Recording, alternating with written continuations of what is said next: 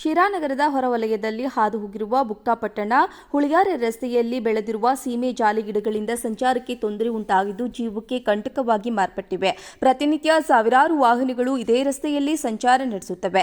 ರಸ್ತೆಯ ಇಕ್ಕೆಲೆಗಳಲ್ಲಿ ಗಿಡಗಂಟೆಗಳು ಬೆಳೆದು ರಸ್ತೆಯ ಎರಡೂ ಬದಿ ಚಾಚಿಕೊಂಡಿರೋದ್ರಿಂದ ರಸ್ತೆಯ ತಿರುವುಗಳಲ್ಲಿ ಎದುರುಗಡೆ ಬರುವ ವಾಹನಗಳು ಕಾಣಿಸದೆ ಹಲವು ಅಪಘಾತಗಳಾಗಿದ್ದು ವಾಹನ ಸವಾರರು ಪ್ರತಿನಿತ್ಯ ತೊಂದರೆ ಅನುಭವಿಸುವಂತಾಗಿದೆ. ಮೇಕೇರಹಳ್ಳಿಯಿಂದ ಬುಕ್ಕಾಪಟ್ಟಣದವರೆಗೂ ಸುಮಾರು 15 ಕಿಲೋಮೀಟರ್ ವ್ಯಾಪ್ತಿಯಲ್ಲಿ ರಸ್ತೆಯು ಹಾದು ಹೋಗಿದ್ದು ರಸ್ತೆಯ ಉದ್ದಕ್ಕೂ ಇಕ್ಕೆಲಗಳಲ್ಲಿ ಸೀಮೆ ಜಾಲಿ ಗಿಡಗಳು ಬೆಳೆದು ರಸ್ತೆಯನ್ನು ಆಕ್ರಮಿಸಿಕೊಂಡಿವೆ. ಈ ಭಾಗದಲ್ಲಿ ಜನರು ಶಿರಾನಗರಕ್ಕೆ ಶಾಲಾ ಕಾಲೇಜು ವ್ಯಾಪಾರ ವಹಿವಾಟು ನಡೆಸುವ ಹಿನ್ನೆಲೆಯಲ್ಲಿ ಶಿರಾನಗರಕ್ಕೆ ಬಹುತೇಕ ಜನರು ಇದೇ ರಸ್ತೆಯನ್ನು ಅವಲಂಬಿಸಿದ್ದಾರೆ.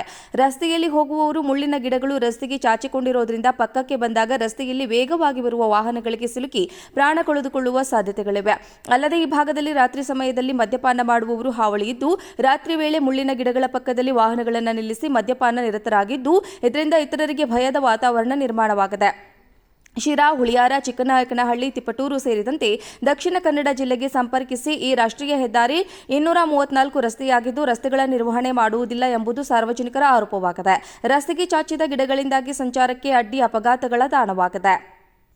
ಶಿವಪ್ರಕಾಶ್ ಕಂಬದಹಳ್ಳಿ ರಸ್ತೆ ಬದಿಯಲ್ಲಿ ಬೆಳೆದು ನಿಂತ ಗಿಡಗಳನ್ನು ಎದುರು ಬದಿಯಿಂದ ಬರುವ ವಾಹನಗಳು ಕಾಣಿಸದೆ ಪ್ರಾಣವನ್ನು ಅಂಗೈನಲ್ಲಿಟ್ಟುಕೊಂಡು ಸಂಚರಿಸಿದ್ರು. ಅಪಾಯ ತಪ್ಪಿದ್ದಲ್ಲ ಎಂಬ ಪರಿಸ್ಥಿತಿ ಉದ್ಭವಿಸಿದೆ. ಜಾಲಿ ಗಿಡಗಳು, ಕಾಡು ಜಾತಿಯ ಗಿಡ, ಗಂಟಿಗಳು ಬೆಳೆದು ರಸ್ತೆಗೆ ಚಾಚಿಕೊಂಡಿವೆ. ಬೈಕ್ಗಳಲ್ಲಿ ಸಂಚರಿಸುವ ಸವಾರರಿಗೆ ಮುಳ್ಳುಗಳು, ಕೈಕಾಲುಗಳು, ಮುಖಕ್ಕೆ ತಾಗಿ ಗಾಯಗಳನ್ನು ಮಾಡಿಕೊಂಡಿರುವ ನಿದರ್ಶನವಿದ್ದು ಕೂಡಲೇ ಸಂಬಂಧಪಟ್ಟ ಅಧಿಕಾರಿಗಳು ಜಂಗಲ್ ತೆರವುಗೊಳಿಸುವಂತೆ ಆಗ್ರಹಿಸಿದ್ದಾರೆ.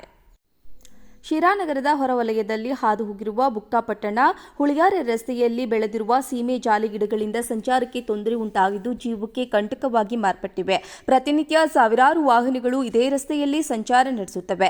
ರಸ್ತೆಯ ಇಕ್ಕೆಲೆಗಳಲ್ಲಿ ಗಿಡಗಂಟೆಗಳು ಬೆಳೆದು ರಸ್ತೆಯ ಎರಡೂ ಬದಿ ಚಾಚಿಕೊಂಡಿರೋದ್ರಿಂದ ರಸ್ತೆಯ ತಿರುವುಗಳಲ್ಲಿ ಎದುರುಗಡೆ ಬರುವ ವಾಹನಗಳು ಕಾಣಿಸದೆ ಹಲವು ಅಪಘಾತಗಳಾಗಿದ್ದು ವಾಹನ ಸವಾರರು ಪ್ರತಿನಿತ್ಯ ತೊಂದರೆ ಅನುಭವಿಸುವಂತಾಗಿದೆ. ಮೇಕೇರಹಳ್ಳಿಯಿಂದ ಬುಕ್ಕಾಪಟ್ಟಣದವರೆಗೂ ಸುಮಾರು 15 ಕಿಲೋಮೀಟರ್ ವ್ಯಾಪ್ತಿಯಲ್ಲಿ ರಸ್ತೆಯು ಹಾದು ಹೋಗಿದ್ದು ರಸ್ತೆಯ ಉದ್ದಕ್ಕೂ ಇಕ್ಕೆಲಗಳಲ್ಲಿ ಸೀಮೆ ಜಾಲಿ ಗಿಡಗಳು ಬೆಳೆದು ರಸ್ತೆಯನ್ನು ಆಕ್ರಮಿಸಿಕೊಂಡಿವೆ. ಈ ಭಾಗದಲ್ಲಿ ಜನರು ಶಿರಾನಗರಕ್ಕೆ ಶಾಲಾ ಕಾಲೇಜು ವ್ಯಾಪಾರ ವಹಿವಾಟು ನಡೆಸುವ ಹಿನ್ನೆಲೆಯಲ್ಲಿ ಶಿರಾನಗರಕ್ಕೆ ಬಹುತೇಕ ಜನರು ಇದೇ ರಸ್ತೆಯನ್ನು ಅವಲಂಬಿಸಿದ್ದಾರೆ.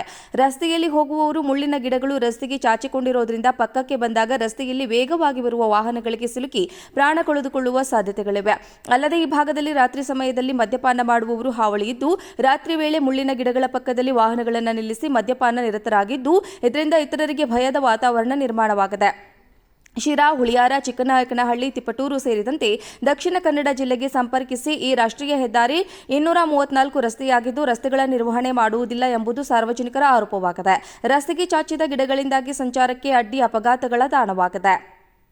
ಶಿವಪ್ರಕಾಶ್ ಕಂಬದಹಳ್ಳಿ ರಸ್ತೆ ಬದಿಯಲ್ಲಿ ಬೆಳೆದು ನಿಂತ ಗಿಡಗಳನ್ನು ಎದುರು ಬದಿಯಿಂದ ಬರುವ ವಾಹನಗಳು ಕಾಣಿಸದೆ ಪ್ರಾಣವನ್ನು ಅಂಗೈನಲ್ಲಿಟ್ಟುಕೊಂಡು ಸಂಚರಿಸಿದ್ರು. ಅಪಾಯ ತಪ್ಪಿದ್ದಲ್ಲ ಎಂಬ ಪರಿಸ್ಥಿತಿ ಉದ್ಭವಿಸಿದೆ. ಜಾಲಿ ಗಿಡಗಳು, ಕಾಡು ಜಾತಿಯ ಗಿಡ, ಗಂಟಿಗಳು ಬೆಳೆದು ರಸ್ತೆಗೆ ಚಾಚಿಕೊಂಡಿವೆ. ಬೈಕ್ಗಳಲ್ಲಿ ಸಂಚರಿಸುವ ಸವಾರರಿಗೆ ಮುಳ್ಳುಗಳು, ಕೈಕಾಲುಗಳು, ಮುಖಕ್ಕೆ ತಾಗಿ ಗಾಯಗಳನ್ನು ಮಾಡಿಕೊಂಡಿರುವ ನಿದರ್ಶನವಿದ್ದು ಕೂಡಲೇ ಸಂಬಂಧಪಟ್ಟ ಅಧಿಕಾರಿಗಳು ಜಂಗಲ್ ತೆರವುಗೊಳಿಸುವಂತೆ ಆಗ್ರಹಿಸಿದ್ದಾರೆ.